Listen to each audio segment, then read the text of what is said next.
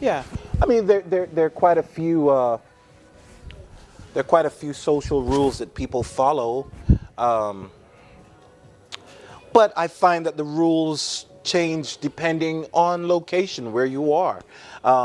For example, in Europe, etiquette says take your shoes off when you come into someone's home, and that's not a rule in America.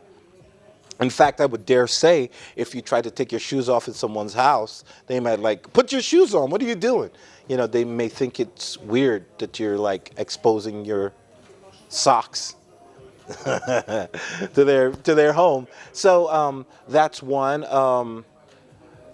One that I find really interesting and funny is that in America we don't really have a phrase for bon appetit or dobro chut.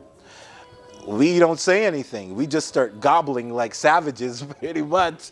So when I am around non-Americans, and people are always walking by saying, "Oh, bon appetit" or dobro," you know, it's kind of weird because I don't know what to say in response to them because we don't usually say that or anything. We just eat.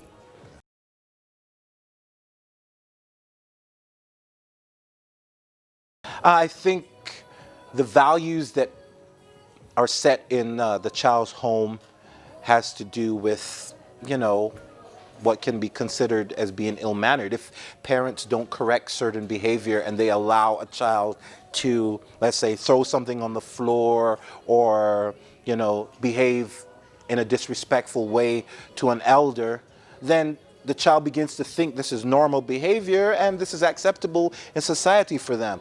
And then they find out there's a rude awakening, we say, because they may find out that society doesn't really accept this kind of behavior. But I think it's about home training.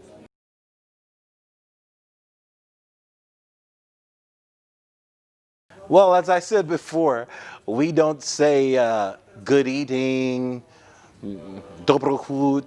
We don't say bon appetit. We just start to eat. But America has a certain level of Christian influence, so it's normal that, or at least it used to be normal that people would usually say a prayer before a meal. We call that saying grace.